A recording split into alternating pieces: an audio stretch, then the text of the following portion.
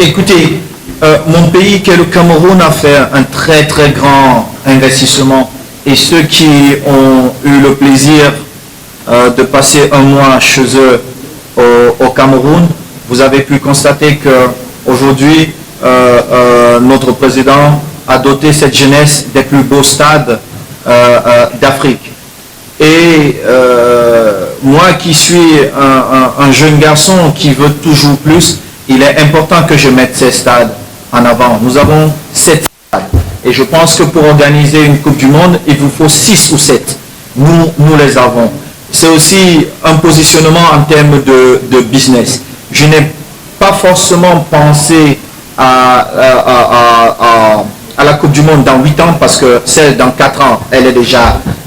attribuée. Mais c'est une question qu'il faudrait peut-être poser à notre gouvernement, parce qu'il n'y a pas de perte d'argent en organisant une Coupe du Monde. Parce que c'est un investissement rentable. Et je souhaiterais vraiment que nous, pays africains, nous battions pour organiser une autre Coupe du Monde dans nos terres. Moi, j'ai vu le stade Abdoulaye Wade, où j'ai eu le plaisir de jouer. C'est juste incroyable.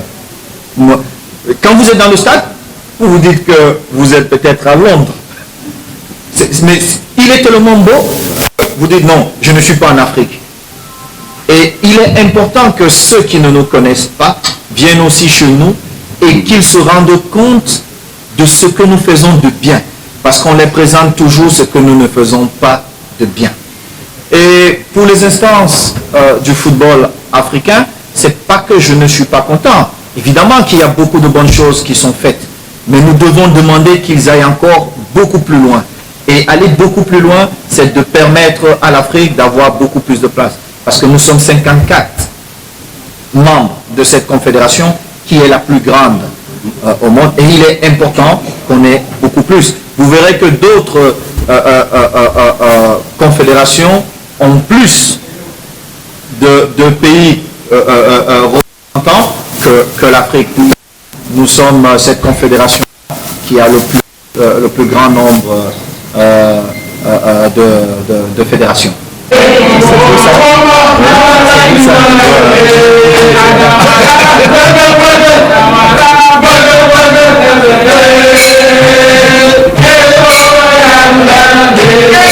taxawaay bu mucc ayib laa gis te lii laa doon xaar ci moom parce que wax na fi wax boo xam ne wax bu rafet la d'abord ñun ay sénégalais lañu moom tey jii nekkatul doomu Cameroun doomu Afrique la te Afrique dafa am lu mu sumb ci lu mu sumb xeex bu mu nekk il faut mu am ay doomam yu taxaw tembe accompagner ko xeexam ci wàllum football waxum politique wala waxum diplomatie waaye ci wàllum football bi lu mu wax man ci loolu laa ànd mënuñu nekk 54 fédération nekk CAF Sénégal tey Afrique tey amul lu dul 5 places ci organisation coupe du monde boo xoolee CONMEBOL 10 pays lañu 10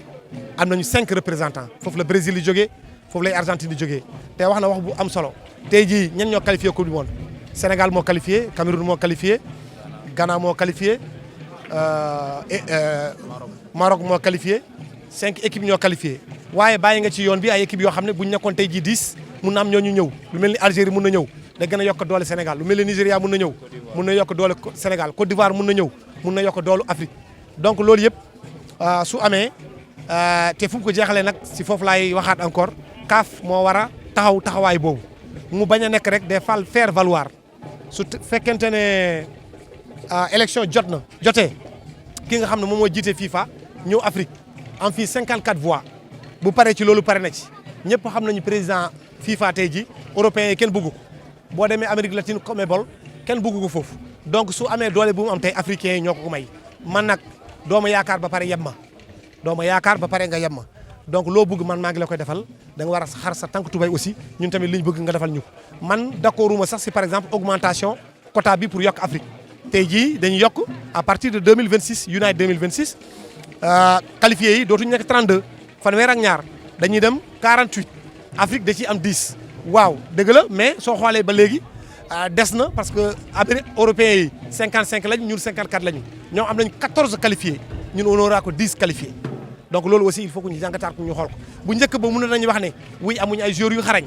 waaye tey jii Sadio Mané amul kenn ku mu ragal moom Samuel Eto'o bu muy football amul kenn ku muy ragal donc loolu boo demee ba titiyee ñu mag ñi rax ci dolli aussi am na beneen retard bu ñu amoon ñu ngi koy combler tey parce que ce retard bu ñu amoon te retard bu am solo la mooy d'abord am infrastructure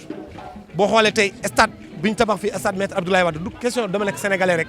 mais man Afrique ba mu daj presque wër naa ko di Caire au Cap de Dakar à Djibouti gis naa dëkk yooyu noonu yëpp musuma gis stade bu mel nii amul Caire amul Afrique du Sud soo koy wër da ngay dem Spartak de Moscou nga koy gisee wala nga dem Stade de France daanaka même configuration bi de l'Afrique rek moo jéego Sénégal rek moo def jéego boobu yeneen dëkk africain yu bëri ñu ngi def jéego yooyu boo demee tey jii Cameroun stade bu ñuy footballé final bi c'est la même chose la seule différence bii dafa amul piste bii am piste donc loolu bu ñu tollee foofu am ay joueurs yu xarañ am ay stade am ay supporters yu baax am ay journalistes yu xarañ donc waruñu nekk le dernier roue lu ñuy woowee dernier roue de la carrosse loolu warul nekk dañu war a xeex bu baax soo ñu soxlaawee ñu jàppale la ñun tamit bu ñu la soxlaawee nga jàppale.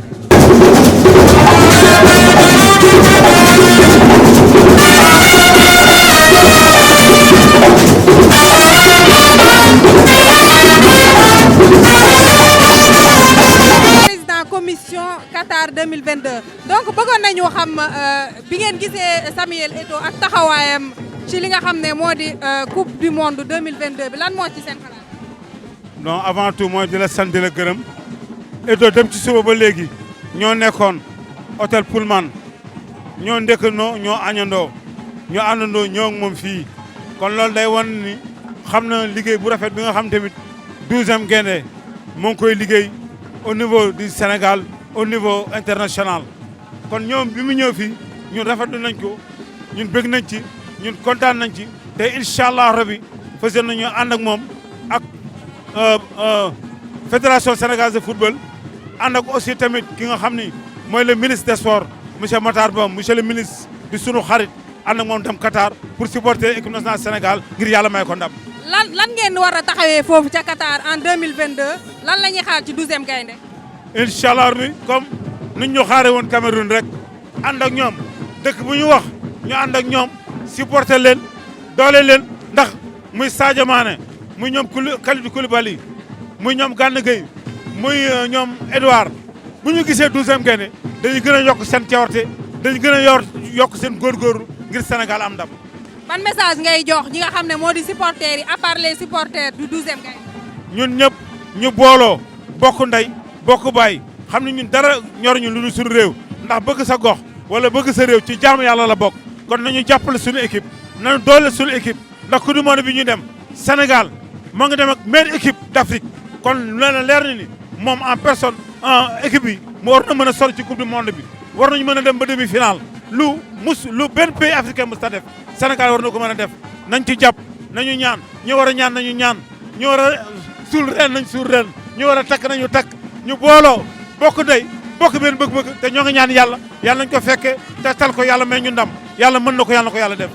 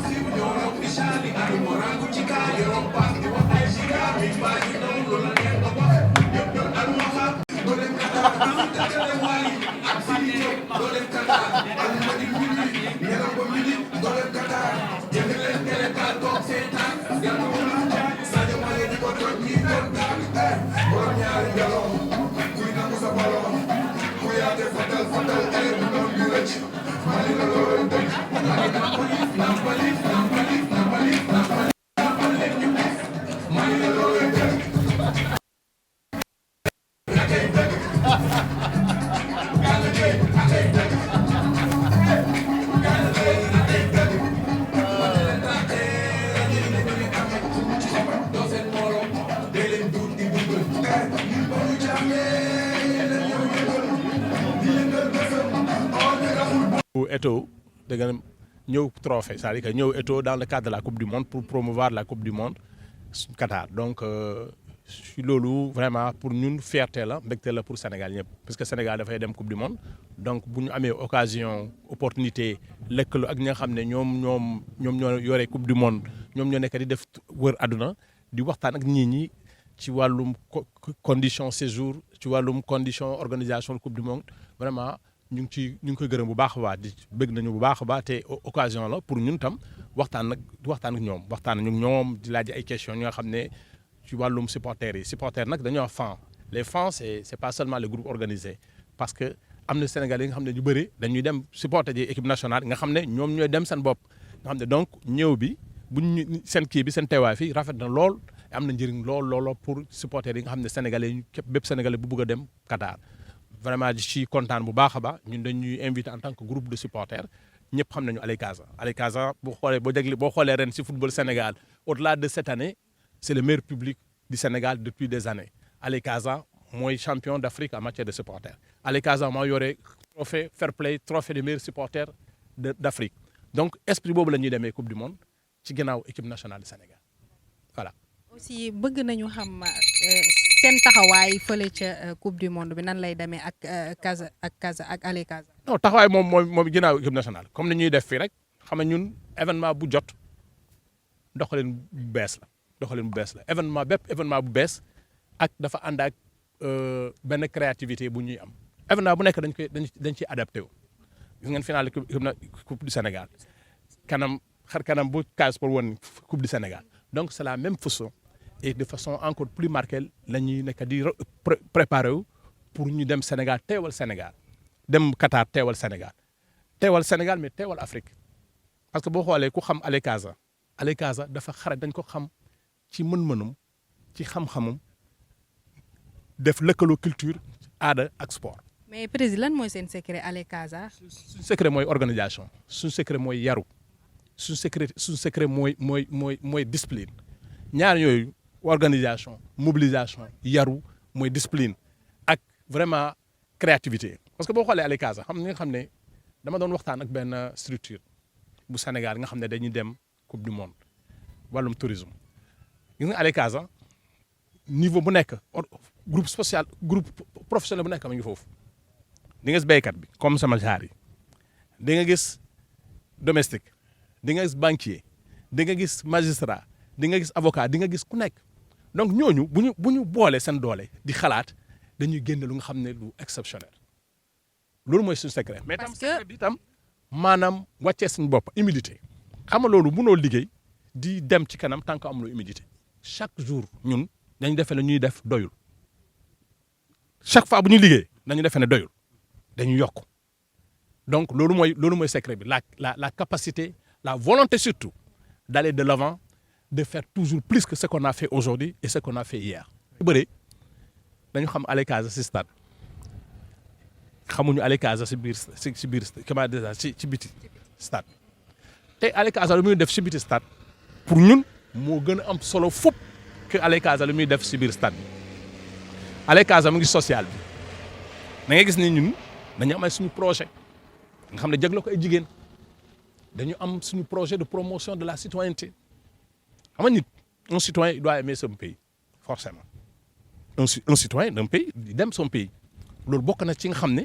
les formations nga xam ne les renforcements de capacité périodiques et pérennes que Allez Casa fait bokkuma la sax dans le domaine de la santé chaque année ñun dañu organiser ay consultations yu bëri pour suñu jigéen ñi comme suñu góor ñi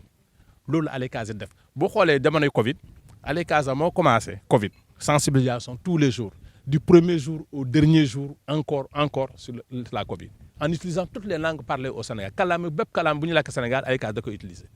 loolu tam moo am Allez Casa parce que souvent bu ñu ñëwee xam nga yow da nga dem Ziguinchor Allez Casa Ziguinchor la cosaan Casamance mais Allez Casa mu ngi fépp di nga gis waa Matam di nga gis waa Thiès xam nga yéen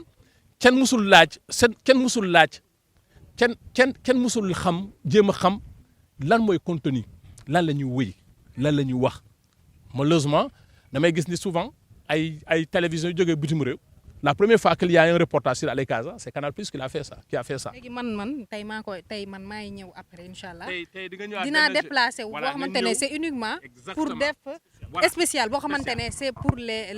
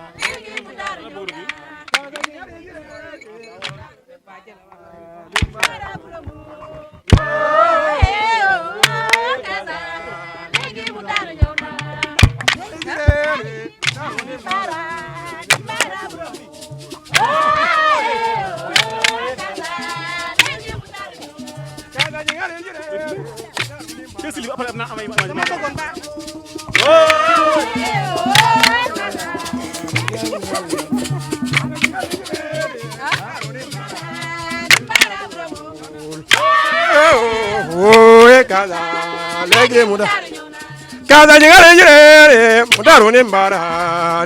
buru.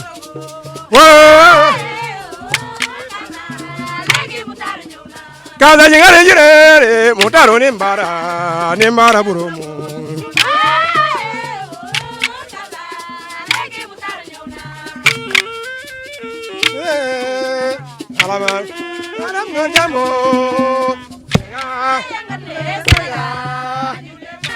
waaw El Hadj ñoo ko gisandoo waa Allez Casa ñu ngi def lu am solo defe naa comme ni ma ko waxee rek incha allah le monde à Dakar dina dem déplacé wu incha allah à Ziguinchor seeti ñi nga xam ne mooy waa Allez Casa donc président sa dernier mot lan lay doon. nga ne sa dernier mot lan lay doon. sa dernier mot mooy gërëm leen le monde à Dakar gërëm leen vraiment gërëm ñaan Sénégal dem ci kanam vraiment ñu mën a gagné coupe bi parce que mën nañu ko gagné. mën nañu ko gagné te am nañu moyen pour gagner coupe du monde bi wax leen encore gën a manko gën a rassemblé wu ci autour de l'équipe nationale du Sénégal jàppale suñu yooyu ñu mën a dem kanam jàppale Sénégal gërëm ñëpp quoi voilà. ñu ngi lay jaajëfal bu baax donc lii lañ leen andiloon fii tey ci ki nga xam ne moo ñëw def visite fii au Sénégal muy Samuel Eto'o pour ñëw waxtaanee li nga xam ne mooy coupe du monde bi ca Qatar xam naa ne El Hadj dañ koy tëj fii rek ba beneen yoon incha allah.